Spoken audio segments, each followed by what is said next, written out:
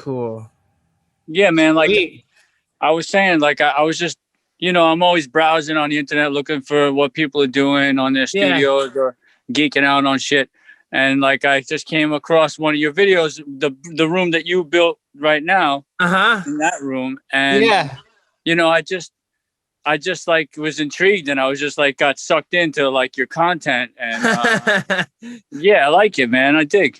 That's awesome. I mean, Yeah, shoot, it's pretty basic, straightforward. I'm in an apartment unit upstairs. I got neighbors like right below me, and yeah. I'm surprised I made. I mean, it's 9 by 13, so it's really not like that big. And I was renting a space with my dad, like in like a rehearsal warehouse and stuff like that, where other bands practice, and I had already existing. Half the stuff was already existing, so I just took it here and um yeah, and did that. And I've been in like maybe 4 or 5 different rooms, and I Yeah. um kind of just figured along the way of like, okay, how do I, what to do to try to at least handle the most basic of reflections, the rear crossing points, and then I hit these corners up here, and there's just a couple of corner panels, and Yeah, that's so good. nothing permanent like you have though. Like, is that like your first? Have you built stuff like that before, or like?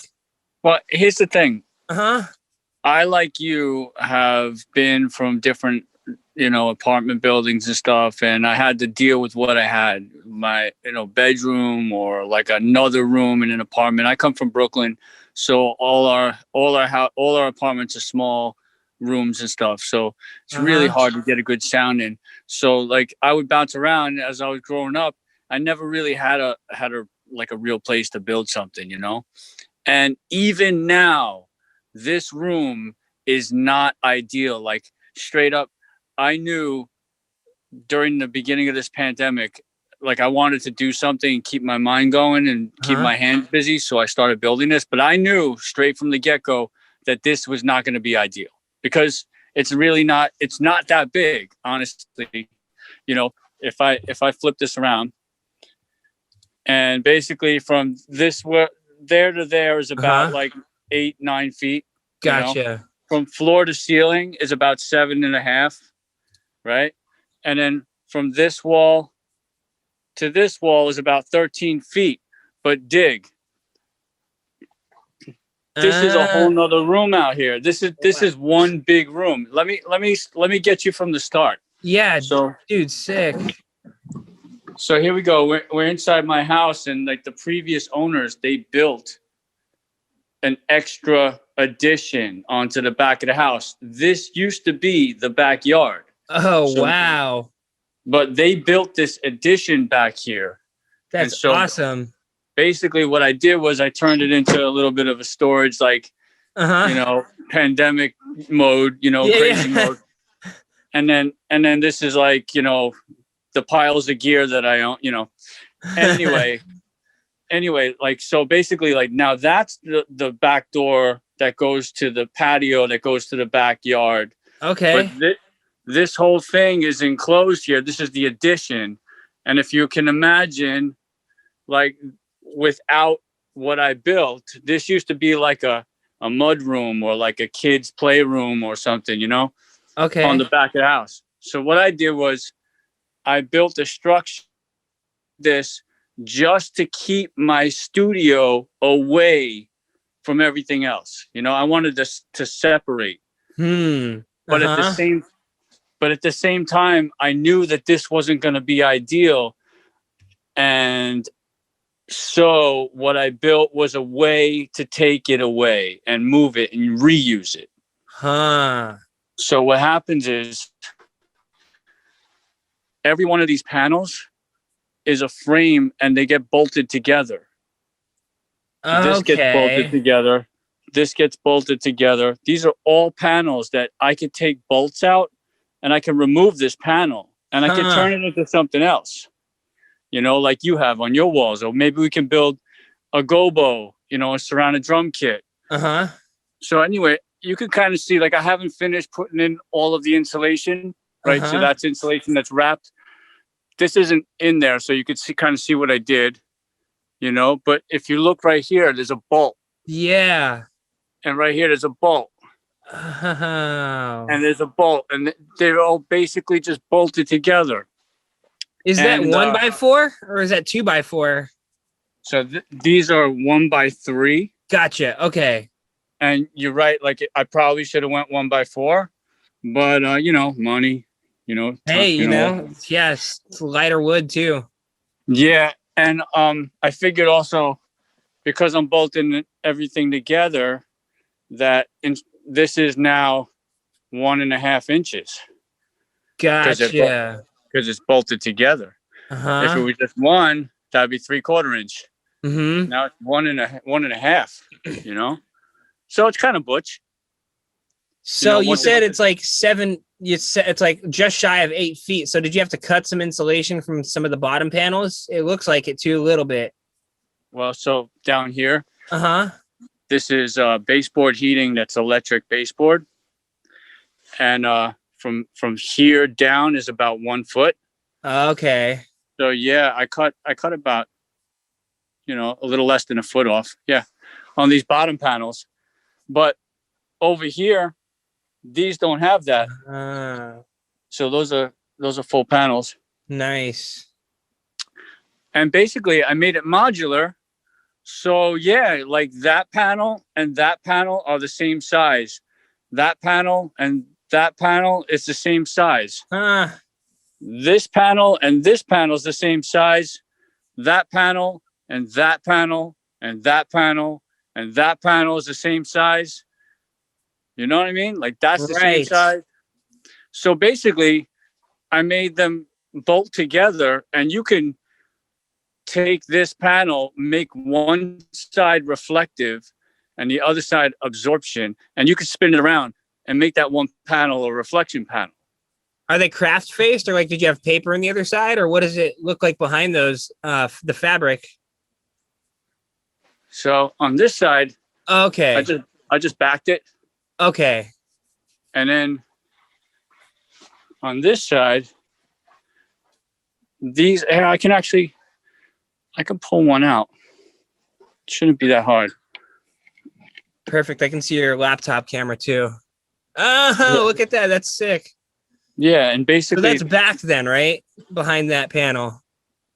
Yeah, that one. Yeah, I've been playing around with it. You know how it is. Sometimes it don't work, and I remove it. But so is that entirely covered in fabric behind the one in your hand? Got it. Okay, I see. Gotcha. And basically, this is an Owens Corning 703 rigid fiberglass, right? Uh-huh. And then right in the middle here, I put a piece of cardboard. From here, piece of cardboard. That's and then awesome. I wrap it like a present, and then I use these little finish nails. Uh-huh. And just push it in there. That's genius. Well, I try, Dude, that's super smart. Wow. I mean, that's less resources and recycled resources too, Yeah, and then here on the cardboard. And then on the corners, straight up cheapo staples.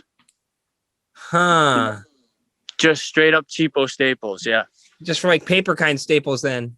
Yeah, I'll show you. Like I actually have it in this drawer because it's always got to be handy here. So they just shove in there. That is cool. Right? Cheapo staples. Let me see. I think I have it in this drawer. These things. Good old staples. Awesome. Yeah, I've never had like 703 or 705, and I don't know if it's like this is all like Home Depot stuff basically, so it kind of can break apart fairly easy if it's not not careful. Yeah, using rock wool. Yeah, basically. Yes. Yeah, and that's good stuff. I actually just did that recently. Let me see it. What I did was all the way up there. Can you see it? Yep. That's rock wool, like what you got. And I made like 12 inch tall by 16-inch deep, like pieces that I just shove up there in the corners. For the corners, right? It runs the whole length. Oh, sick. Yeah. Are those triangle shaped? They're just, I made like, how do you explain it? They're like loaves. They're like 1 foot loaves of that Okay. stuff. I see. Okay. Yeah, and they're just basically lining, like, yeah, I'm getting turned around. Sorry. It's all right. They're just like basically lining above this structure all the way. So above this structure. Now, here's Uh-huh. something I guess I gotta explain. Yeah, the fact is that here we go. Sorry. No, it's okay. The fact is that this ceiling is the roof of this structure, and so it actually has a pitch to it. Oh, gotcha. Can you see it? Yeah, I can. Now I can. Yeah, right when you like expanded back and kind of showed it with your hand. Wow, yeah, okay. Yeah. It's got a pitch to it. Uh-huh. And so it's one reason why I built this structure inside of it flat, because I wanted to have a predictable, something more predictable to work with. Even though it lowered the ceiling height by that much, at least my predictions, at least my tuning is a little bit more predictable. Gotcha. Yeah. Did you measure it in there? Oh, sorry, go ahead. I'm sorry. But the thing is that the boundaries of the room are not my structure. The boundaries of the room are still the boundaries of the bigger room. So anytime if I'm going to do bass trapping in the corners, it's not my corners. Like, for instance, this corner right here that has a bass trap. This is a corner that I built, but this bass trap probably shouldn't be here. Where it really should be is in the real corner of this larger room. Gotcha. You know what I mean? So like, yeah. But I built everything so I can move it.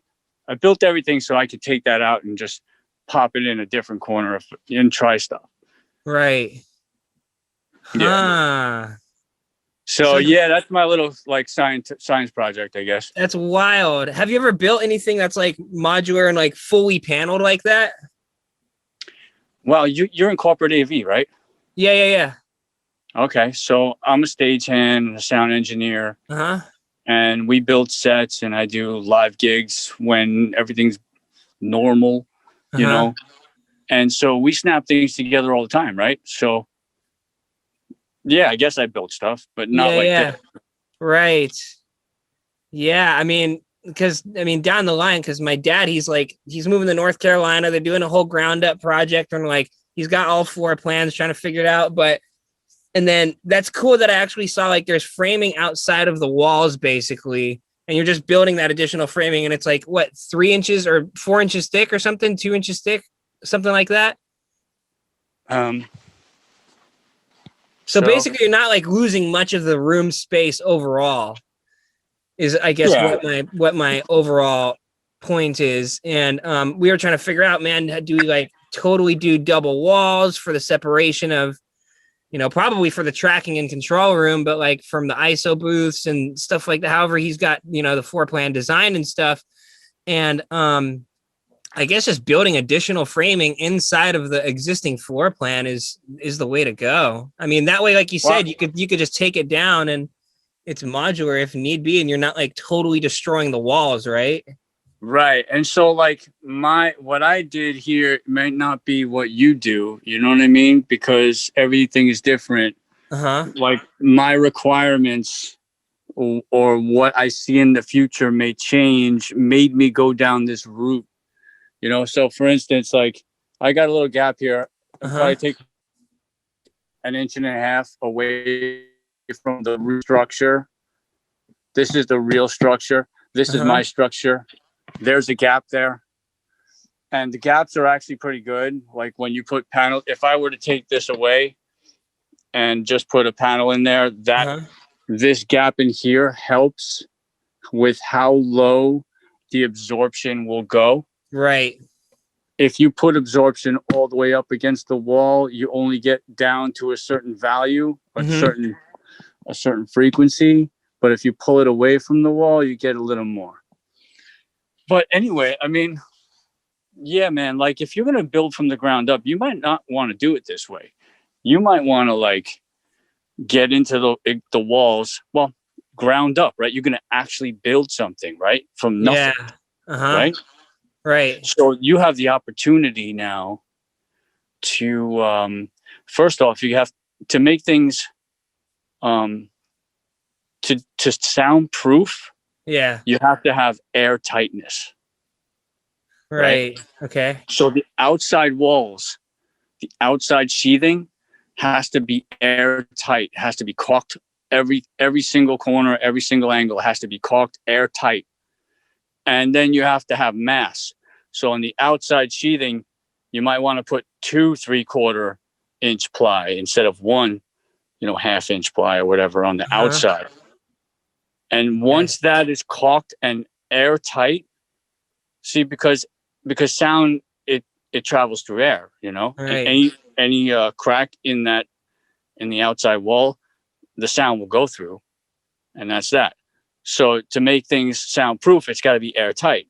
So you do the airtightness on the outside, and you have to have mass too. So that's why I say 2 3/4 inch, and then you put your Owens Corning 703 inside there. Like imagine this was it, Owens Corning 703, and then you build another wall, a double wall. So here's one wall back there with the 703. You build another wall here. And you got to make that airtight too. But what you do is you put 703 over here. You leave a gap, like a 1 inch gap here. You put 703 here, and then you frame it out. And once you put your sheetrock on this side, you got to make that airtight too. So they say MAM, mass, air, and mass, because the air acts like a spring and it pushes back sound. So if that side is airtight and this side is airtight and you got air in the middle, the sound will go to the air, and the air won't push that way because it's airtight. It'll push back and make it go this way. So sick. Yeah, it's like that's trippy. It is tripped out. And so like, I'm not an acoustician. I took acoustics classes, and I'm interested. Right. And so like I buy books, Yeah, I've okay, yeah. We just started busting that one out just recently. Yeah. Has that been pretty on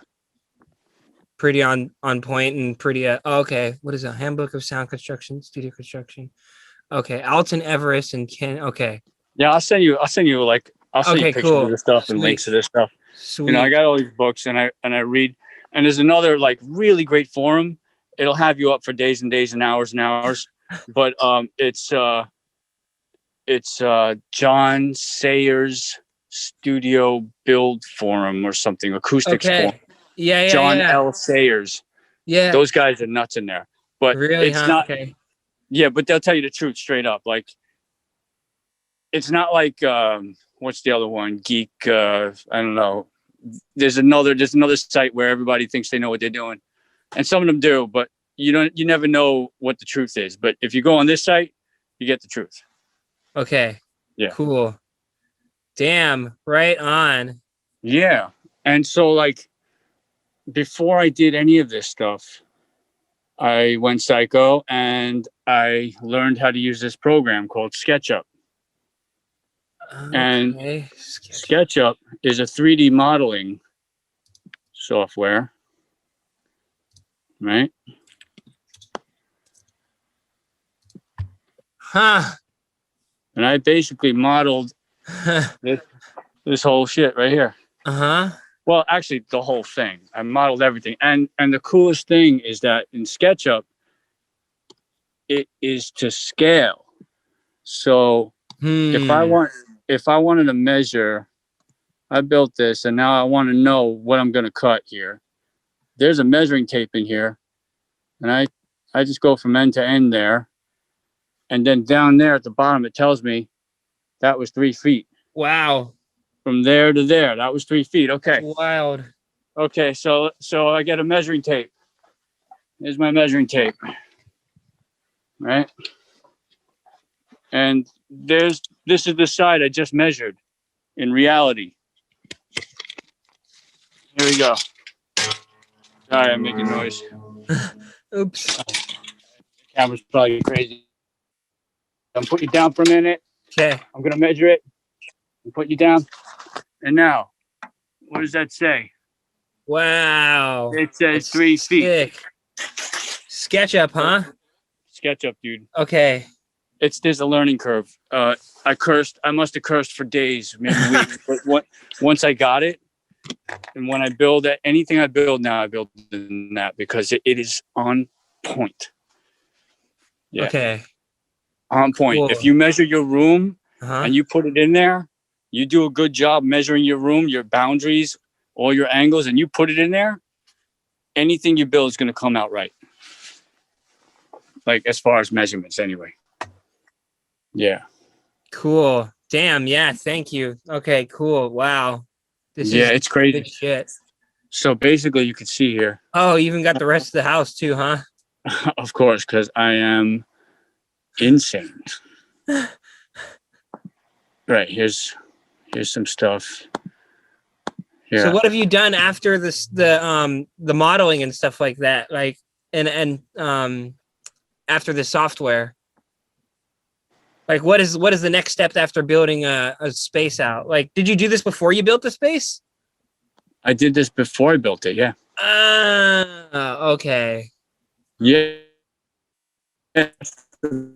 Point, dude. So go nuts and you figure out what you want to do, you know, before you actually go and buy a bunch of stuff and make bad cuts. Right. Okay. You know? Uh-huh.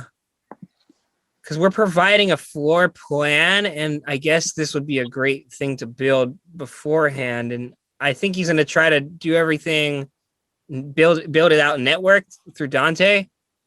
And right. So I'm not exactly sure how packed, and I don't even know how much, if he's really going to be using much outboard gear. I think he's doing a lot of stuff in the box too. So I don't know how well, other things in the room need to really be considered. I think it's mostly just like measurements of the actual space itself and stuff. So,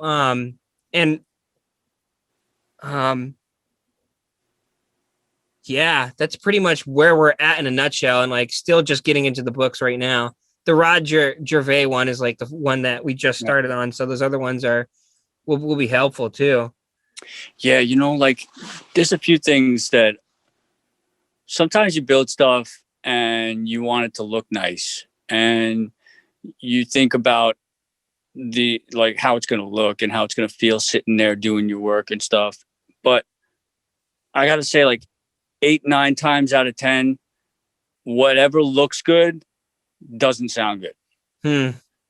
Like for instance, like in this room, I envisioned, and because I knew that this wasn't going to be ideal and everything, and I was going to kind of live with the problems that it had, I just wanted to have a space that was dedicated, that I can go away from the house. And, I knew that this wasn't going to be the end all be all thing.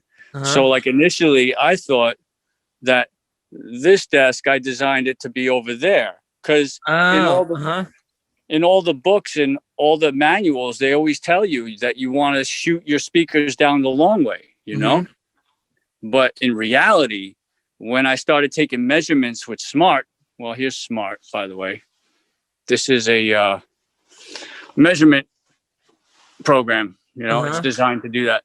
When I started taking measurements with Smart, with this over here, shooting this way, I was getting a huge cancellation due to SBIR, speaker boundary interference, from the back wall or from mostly from the back wall, but it could be from the side walls too.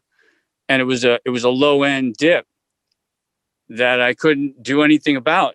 The only thing I could do was the further I came back this way, the lower the dip went. It went to 50 hertz, you know? The Huh. further I went that way, the higher the dip went. Huh. And when I was like, all right, screw it. I'm going to try it on this side and see what happens. So I try it on this side, and it's the same concept. The further away you go, the lower the dip, but the closer you get to the wall, the higher the dip. But if you can see right now, my frequency response is pretty good. Is it the green or the bottom or the red that's going on? So that's basically left and right on this line here. Okay. Oh, that top line, wow. that top red one, that's called coherence. All that is the integrity of the measurement. Got that it. top line. It's telling you that the measurement's good. If there was any dip in that top line, it's like, I don't know about that frequency. You know, that's basically what it's telling you. Like, I don't know if that's that accurate. But Got it. Right Okay. now, since that line is straight like that, that says the measurement's good. These two lines right here, this is my left and right speakers. Wow, that's really good. And are you using just is there a sub in there too? No. Not yet. Actually, tomorrow I'm going to receive a sub. Sick. Yeah, I'm actually excited about that. But so basically, these are just KH80s. Uh-huh. These are tiny. Yeah. And I'm blown away because we're getting down to almost 58, 59, 60, you know? You can actually see up there. Wow, that's a really good response, actually. It's amazing. And anyway, so like this is a smoothed over response too. We're looking at a 1/3 octave. Here, I'll get it to more like realistic. More realistic is like this. But even still pretty good within 60. Yeah, within from top to bottom. That's -3. That's -3 right there. Uh-huh. And that's +3 right there. Yeah, that's still really good. Plus minus 3 dB, you know, and I didn't want it flat. I didn't want a straight line. I wanted it to be a little bit tilted. So the low end is a little higher here. Mm-hmm. And then it goes down to the top end. Because when you're mixing in a dead room like this, you kind of have to compensate a little bit. Is it pretty dead sounding in there? Well, let's see. So I'm gonna go into the other room where there's nothing, and you're gonna listen. Oh yeah, hey, already. Oh. Hear that? Right. Yo. Hey. Right when you walked in. Yeah, and then we walk in here, and it starts to get darker. And hey, 1 2 1 2 1 2, nice and tight. So it does its thing. It's doing its thing. Yeah. So is Smart doing correction, like system-wide correction in there too? No, the correction is being done in the Neumann. That's right. BSP. That's right. Okay. Yeah. And I like that because that means that I don't have to worry about a plugin being on when I bounce. Yeah, on accident, right? Yeah, imagine like you get this correction going on and then you forget. Yeah, it's a pain in the butt. But yeah. Man. Yeah. No, that's super cool. I mean, I love just the whole framing on the end and being able to actually modular all those pieces and stuff. So that triangle that's open behind you in your rear corner, is that where you're putting more rock wool? This right here? Oh, I guess the open frame. It looks like there's open frame, kind of. Yeah. Yeah. All that open stuff, like eventually we'll have Owens Corning 703, just like everything else. I figured I'd do this. I'll start by putting 100% absorption, which, people will say is not really that good. But in a tiny room like this is pretty small. It's really hard to put diffusion for one. Like I can't put diffusion on this back wall and make it do anything good. because the room is too small. So I figured I'd start by just doing 100% absorption and then liven it up after the fact. Like I'll put some slats on here, you know, I'll put some slats on here of wood to in different angles and stuff to kind of liven up. But I have to be careful because I don't want the bounce from the back wall going back to mixed position because it's too tight. Here, I'll do a side view. So mixed position, back wall. If I put diffusion there, it's too close to mixed position to do anything good. Right. Okay. Gotcha. So I might find a spot like maybe over there and put a slat or two pieces of wood within that framework, you know? Okay. To liven it up a little bit. But I got to be careful because, for instance, in Smart, we back? Hello? You see me? Yep. Oh, no, I'm back. Okay. This is called an impulse response. This is the 0 time. This is when the sound hits the mic. And any of this, like right here, that's called a first reflection. This little line here. Okay. And they're coming from somewhere. They're hitting something and they're coming back. So I'm gonna start, like I said, I'm gonna start with absorption. I'm gonna get rid of those reflections. And then if I need to liven it up again, I'll start putting some slats of wood in key locations. How did you frame or how'd you get the framing to stay on the wall? Like, is it bolted down on the side somewhere? Like is the backing bolted to the wall or anything of the sort? Let's see the question. The question is, how is this bolted together? Or how's it bolted to the wall of the structure? Like, how is it staying up? It's not. Oh. No, this is freestanding. Wow.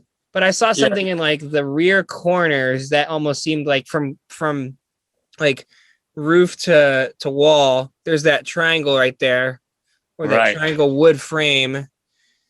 Is that holding it together basically? No, this is absorption in here. What about to the right of that, where your hand is? That's a triangle. This is kind of like, it's not structural. I was gonna fill this with rock wool. Okay, gotcha. I see. But I think I'm backing out on that idea. I think this is gonna disappear. You know? Okay. Because, like I said, the real base trapping is supposed to be in the real room above this structure. I see. Okay. Yeah. Like I was thinking that maybe this would help, but I'm kind of going back on that idea. You don't think that would help, huh? No, I think this one will. This one will, because this is at the lowest point of the roof. Okay. Like above this, the roof is right there in that corner there. So I think that this would actually act as a base trap. This, not so much. Maybe this side more than this side, because above this, the roof is higher here. Got it. But, okay. Yeah. Interesting. Yeah. And again here, like this, I think this is going away from us. This is gonna disappear. I tried, you know. What are you gonna do? That's something good to think about. Thank you. I appreciate sharing that. Yeah. But for you, building from the ground up, you might not want to do this. This is one way to do something in a room that you don't want to mess with so much, you know, that you want to be able to remove it and use the parts for something else. And it's been a pretty good success. I mean, looking at the trace and listening to audio is pretty good in here. It's not bad. But if you're going to build from the ground up and you have the opportunity to do real isolation with caulking and making sure it's airtight and stuff, this probably won't be the way you do it. Yeah. Gotcha. I'm even thinking of, like, even after the walls are up and stuff like that, how to treat the room at least inside though. And that's what gave me this idea. The first question is, right, how much isolation do you need? on the outside, who's out there? Who's listening? Well, I meant like in the control room. Well, when you build a new structure, Uh-huh. outside of this structure that you build, Uh-huh. is there residential? Is there people living Oh, around there? no. It's in the middle of nowhere? Is it like, it's pretty isolated from neighbors, and it's on like a piece of land. so that basically dictates how much isolation you actually need, in turn, how much money you need to spend to do that, right? Which is good. Because you might not need a full, a completely isolated building where nobody can hear what's happening inside. If you live in an environment that it doesn't really matter. Gotcha. But for separating like the tracking and control room and the ISO booths, probably would want to though, Yeah. right? Yeah, Okay. you'd want to go double wall, mass, Uh-huh. air, mass, double wall construction. Gotcha. Okay. Don't put sheetrock and then insulation, then sheetrock, then insulation, then sheetrock. Don't make two walls like that. Okay. You know what I'm saying? Like, don't make two walls with sheetrock on both sides from both walls, right? Don't do that. Do sheetrock, insulation, air, insulation, sheetrock. Okay. So as long as there's a layer of air or two in between, right? Right. And each wall is its own frame.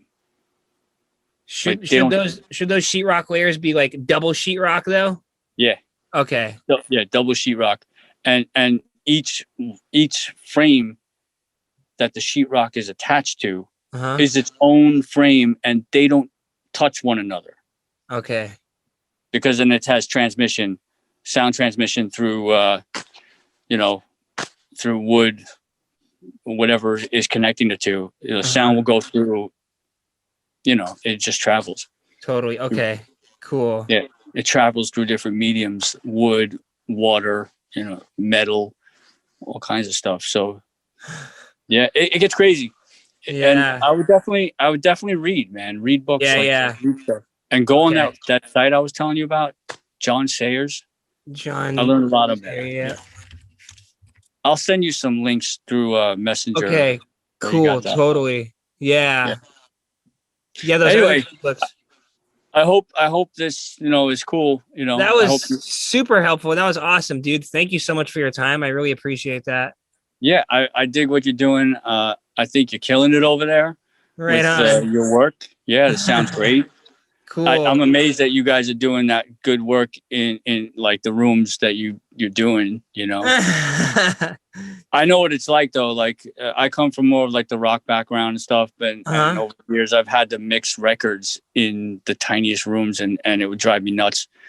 Going out to the car, going out to different systems, trying to that's the part that really makes me not enjoy it. Is all of that legwork to get it to sound good. I just really finally want a space where you could sit down and you could mix and say, yeah, that's what I want. And then you go out in the real world and you play it, and that's what it is. Right. I want to get to that point where it's like the creative, you just let the creative flow, and you trust that that when you go out in the real world, it's going to sound like that. Cool. Yeah. Right. I know. No kidding. I myself am moving into a different space, and like I'm going to be housing in a garage, and we're building a wall to separate the garage, and I think we're going to kind of close it off. So all of this like air tightness stuff is like ding, light bulbing. So yeah. Yeah. The air tightness part really comes into play if you need it to be isolated from real soundproofing, because soundproofing is a different thing than acoustic, than fixing a room for the acoustic part. The soundproofing part is a completely different thing. That's making sure the sound doesn't leave the room or sound from the outside get into the room, right? And to do that requires mass, air tightness, and that whole air mass thing I was talking about with building it. And that's kind of expensive to do. But the unfortunate part is once you do that successfully, then you have to treat the inside space, the control room, Uh-huh. because now that's going to be super reverberant. Like imagine you build this mass, you have great isolation. No one can hear what you're doing. No one can hear you scream inside the room. From the Yeah. outside, they can't hear you scream. And you can't hear anybody else from the outside. But now what you've done is you've created a room that's 100% reflective. All the sound is coming Mm. back into the room. So now you got to figure out how you're going to treat that room acoustically to get it back to normal, mixing levels. Yeah. Yeah. That'll be a fun adventure. I mean, I've gotten a little bit of measuring, figuring out know-how under my wing thus far. So I think it's going to be another fun trial and error. But I'd love to stay in touch and love to see your updates in the future, man. That would be super Yeah, awesome. absolutely. Cool. I like staying. I'm trying to like see what's new and what's upcoming, and I cheer people on when they're doing cool stuff, and I see what you're doing, and I love it. Keep at it. Right on. And I'm here. If you need anything, if I got any knowledge that I can throw your way, it's all good. Like I said, I'm not like a super professional acoustician or anything, but I've been around the block as far as touring and doing sound for live scenarios. I've done records, and I've played in bands and stuff, and so like I got enough knowledge, I got enough experience, and if you ask me something and I don't know the answer, I say, "Yup, I don't know, man. Let's go find out." Yeah. Right on. Totally. That's so cool. Yeah. Please send me some stuff. I want to hear some stuff you're working on too. I mean, I saw some pictures. Those were badass. Yeah. So yeah. Yeah. I kind of took a break over the last, I want to say 4 years ish. I came off the road. I stopped playing in bands for a while. I stopped doing stuff because I really wanted to focus on buying a house, honestly. I'm 44 years old. I've been at this since 1994, touring, and stuff. And so like after all that, which I'm grateful, and I had, great experiences, I had to stop for a minute just to focus on the reality. And it worked. I feel like it worked. And now I'm on the flip. Now I'm trying to like come back in, which is cool. And my job, what I do, I'm around music all the time. I work at a theater in Brooklyn called the King's Theater. I'm number one or number two audio guy, depending upon what's going on there. And that's my gig. And yeah, that's it. Sweet.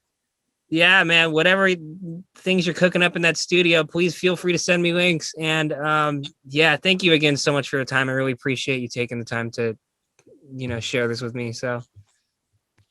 Yeah, dude. I just hope I didn't like run on sentence and go, too crazy. No, that was, dude. I was totally listening in, like every little thing, and I'm just kind of wiring things in here internally based on what I was hearing. So yeah, that's great. Appreciate it. Yeah, and the desk was the same thing. Like, it was just pretty much like I sketched it up in that program. Am I straight? Yep. All right, cool. I sketched it up in SketchUp, and basically all it is 1, 2, 3, 4, 5 racks bolted together. These are obviously, the outside racks are deeper than the inside racks, the middle racks. And they're just bolted together, and everybody has wheels on them. So wheels.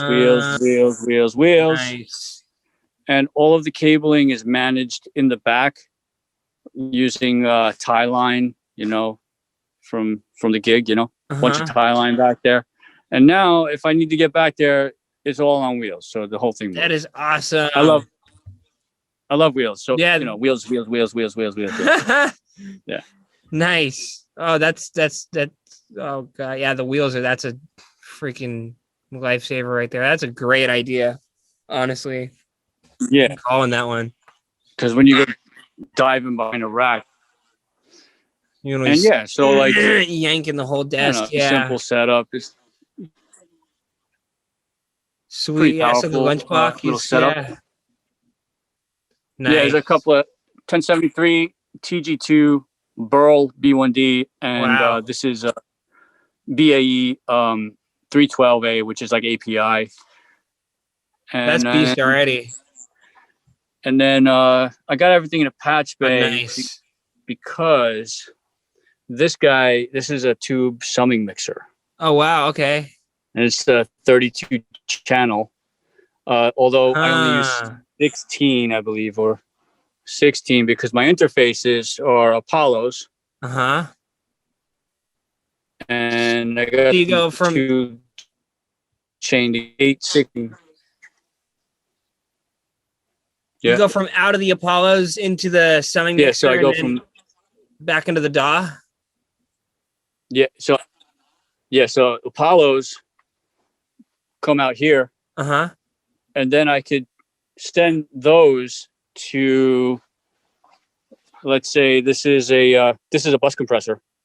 Okay. So let's say I did drums on 1 and 2 and I want to smack them, with this thing. This is like an SSL bus compressor with a Pultec EQ. Oh, sweet. In one. Wow. So basically I could send it out of that jam and then send it there and then send it to the summing mixer and do all the summing in analog. Huh.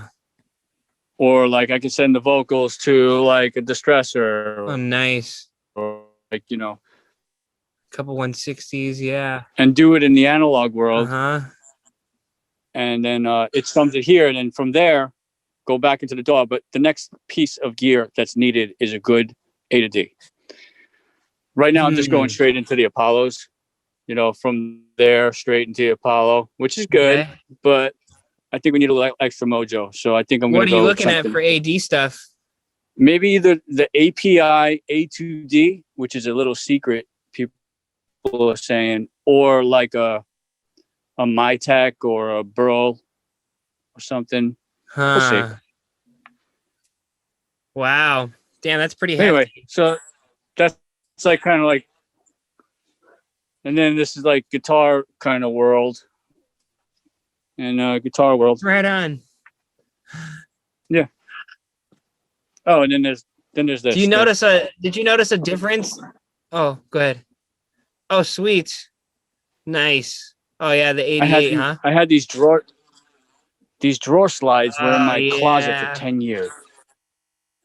They were in my closet for 10 years. I was like, what? I know I'm going to do something with these. I know I'm going to do something. I don't know what. And then all of a sudden I was like, I got the perfect thing. And bada bing, there it is. That's awesome. Yeah. So that's a sweet setup, man. Yeah, I dig it. It's working. Uh-huh. Yeah, I got rid of my table just because of the reflections. And it's literally like I have like a 7-inch panel. It's like this thing just right here to here. It's super small. It's as wide as my keyboard. And then a MIDI keyboard, and then the ground. Oh, and yeah, that seemed, I mean, I don't have any, I'm just all in the box too. And it just feels a little more freeing. And then I just have like something against the wall that's holding my, I'll just turn this around. Got the like R19 trap in there, a couple of bags filled. Yeah. Yeah. And then it's just a thing against the wall. And then there's a couple power conditioners. And I'm like, oh, where'd it go? And then just a headphone amp and a little DAC, a little shit Bifrost too. That thing's been actually freaking awesome. Adding from my I saw your video. I saw your video on that. Yeah. Oh yeah. Okay, that's right. Yeah, the thing's for $700, man. The thing's a steal. Yeah, you got me interested. I'll check that out. There we go. Yeah, the bounce off the desk is a big problem. It is. That's I why saw I got the moving carpet. Yeah, exactly. Yeah. And you can actually, when you have a lot of that bounce, which I corrected a bit, you will see this wave go up and down like crazy. Like, and I actually got it pretty tight right now. This wave used to be a lot more. And what I did was basically, this isn't 100% flat.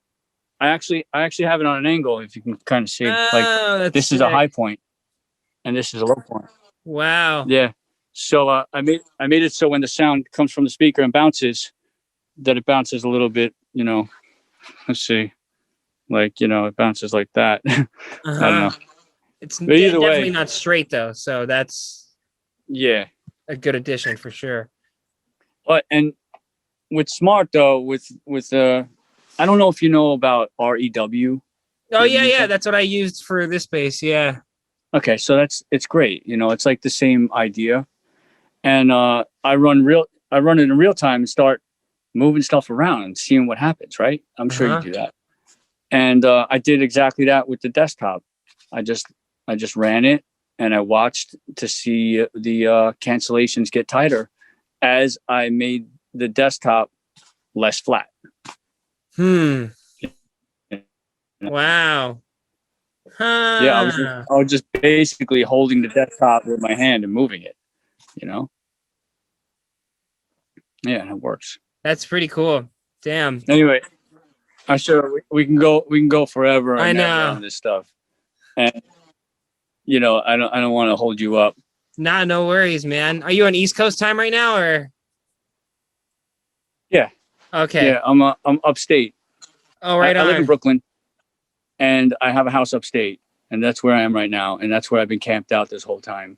And every now and then when a gig comes up in Brooklyn, I go back down to Brooklyn and I go do the gig and then I come back up. Gotcha. Yeah. All right. Yeah, man. I will definitely keep you updated and keep me updated. And yeah, thank you so much for sharing this info again, man. That was awesome. You got it, man. Yeah. The fuckness. Yes. Right on, Matt. You have a good one, Kay. All right, you too, bud. All right. Thanks again.